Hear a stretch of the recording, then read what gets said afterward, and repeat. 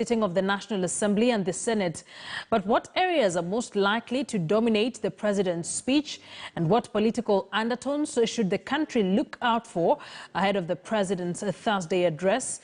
Mrimi Mwangi interrogates on this week's House of Cards.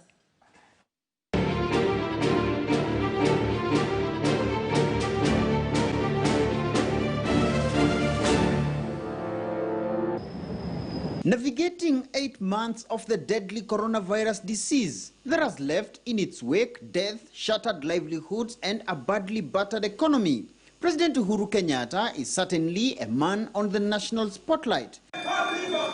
More so on Thursday this week, when the head of state executes his constitutional obligation before a joint sitting of the National Assembly and the Senate under rather different circumstances. We have worked with the public health guidelines and the protocols which allow us, particularly in the chamber of the National Assembly, to have a maximum of 114 members. So our staff have sat and apportioned the number of members from each house. Article 132 of the Constitution requires the President in the address to report to the nation on all measures taken and progress achieved in realization of national values.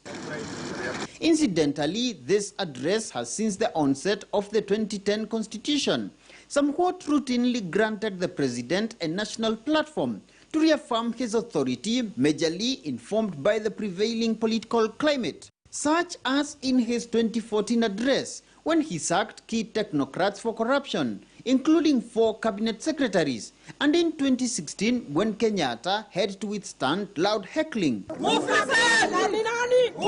from opposition legislators that saw the Speaker of the National Assembly eject a number of them from the chambers. And the gloom of the raging COVID-19 pandemic notwithstanding, Kenyatta will be making this year's address amid the political anxieties sparked off by his truce with former Beta 4 opposition leader Raila Odinga.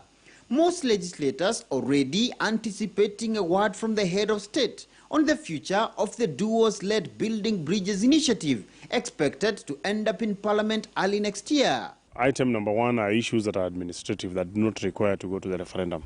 Those ones I do hope that in the president's speech, he will actually just capture them and be able to say, these ones he gives directives so that administratively they can be dealt with. And these are things that can be fast-tracked, that the parliamentary leadership can fast-track those bills so that they are brought to Parliament as quickly as possible, and even maybe have a time limit. We have a legislative drafting department of Parliament, both houses actually, so we will not have problems. Perhaps it will be good for us to begin now thinking what it is that Parliament as an institution will be required to do. Yet with COVID-19 still ravaging the nation, the head of state, though still under his own pressure to build a legacy less than 2 years to his projected 2022 exit, will be facing an anxious nation.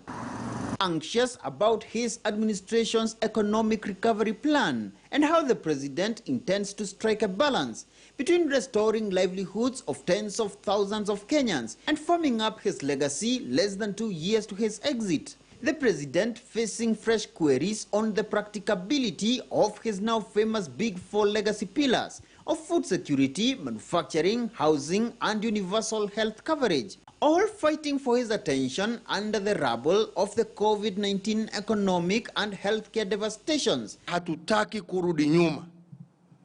Hatutaki kufunga nchi tena. Hatutaki uchumi wetu sasa urudi nyuma. Hatutaki watu yetu wawe hawana na uwezo wa kwenda kazi. The opportunities that have arisen out of the pandemic, where people are now working virtually from home and all those sort of things, can be enabled. One of them is, do we need to then now have a robust ICT infrastructure that can go up country? Because then children who have been in private schools have been going on with their schools, but those who are in public schools are suffering. We had come up with a stimulus package to support the small business enterprises.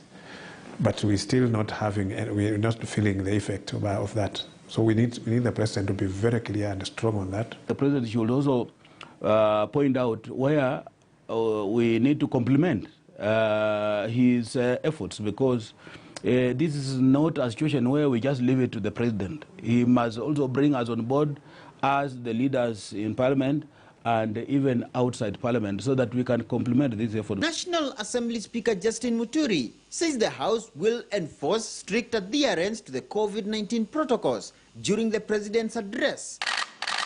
And as Kenyatta polishes up his speech, the rising fears of a likely second wave of infection and corresponding economic repercussions amid the charged political activity following the BBI launch remain a key headache for the head of state as the country awaits his Thursday address.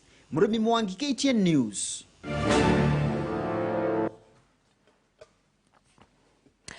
United States President-elect Joe